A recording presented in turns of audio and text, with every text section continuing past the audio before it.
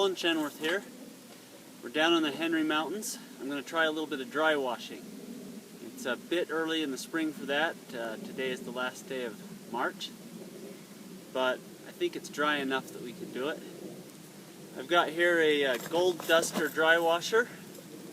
It's small, powered by a leaf blower, but very effective and easy to set up. So I'll go ahead and get her set up.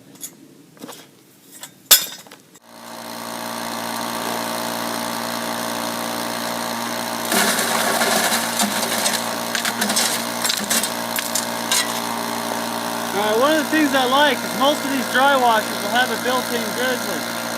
This one's 1/2 by 3/4 expanded metal.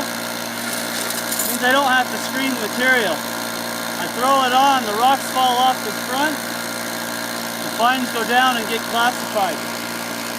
One of the things you got to watch out for is that this grizzly needs to be steep enough that the material will slide off the top and that it doesn't stack up inside it. Again, this one seems to be set up pretty close to right, and we're getting a good feed.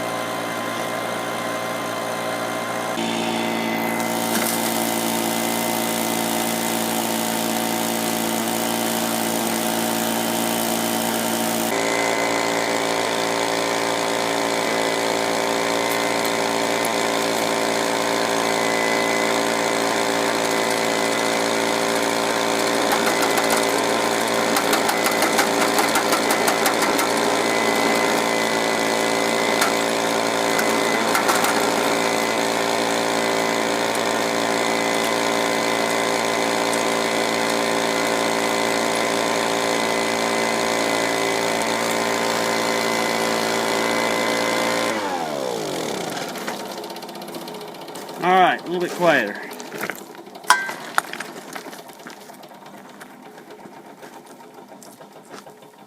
So as the material, I screen it and the big stuff's separated here and the fines fall through into this trap.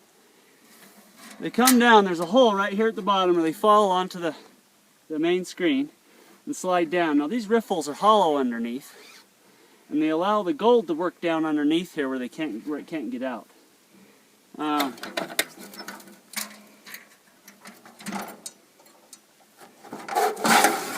Pull this out, we can see a fan in here. So I've got a leaf blower, blows air up through this fan, that spins the fan, and the fan is weighted. And that weight is what gives the box its shake, its vibration, it wobbles.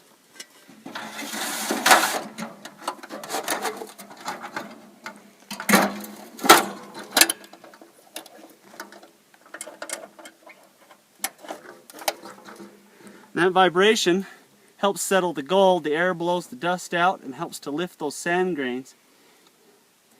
And allows that gold to work to the bottom and get under these riffles where it's caught.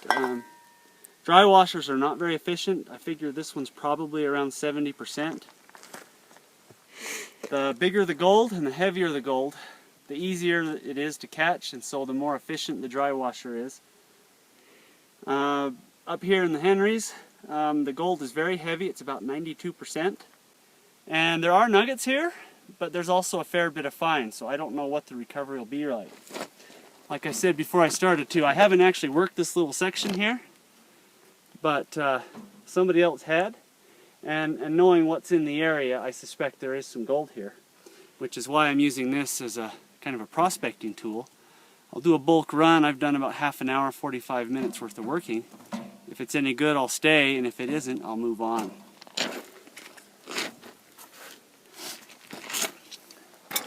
So up here we got two kinds of bedrock. This stuff is really hard, and the gold has trouble getting down in it. It tends to be smooth, and the gold washes off the top.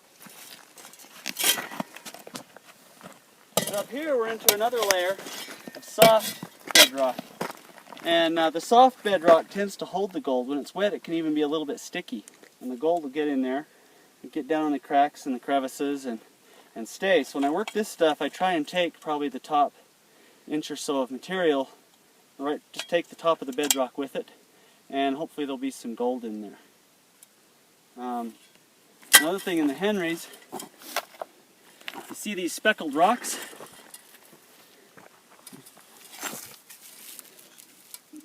Anywhere that you find these kinds of rocks, here's a good one right here. You're likely to find gold. That's your igneous rock, the volcanics, and came from up on the mountain to the west. And anywhere in the alluvial fan you find them, you'll find the gold. They kind of ended up in the same places. So something to keep an eye out for. Let's go see if there's anything in this pan. Alright, I just brought this up to the truck. This is my setup when I go dry washing. I usually bring a 55-gallon drum of water, and for dry washing that is more water than I have ever used. In fact, I've probably never used more than 10 gallons. So I'm going to take this and dump it into my pan here.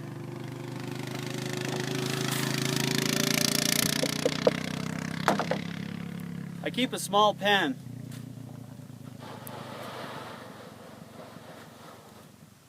Keep a small pan with me. Then I can actually use the bigger pan as a catch pan and pan into it. One more thing. I always wear gloves, just a reminder. These rocks act like sandpaper on your hands, and while it doesn't hurt at first, after a day of this, your hands will be raw. So I always wear gloves.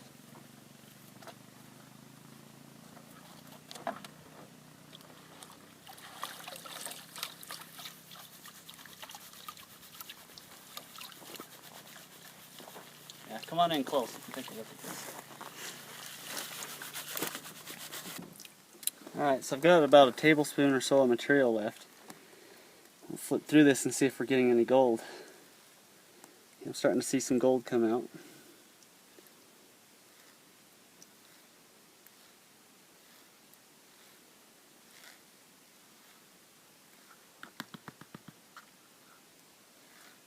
A couple of taps will bring it to the top.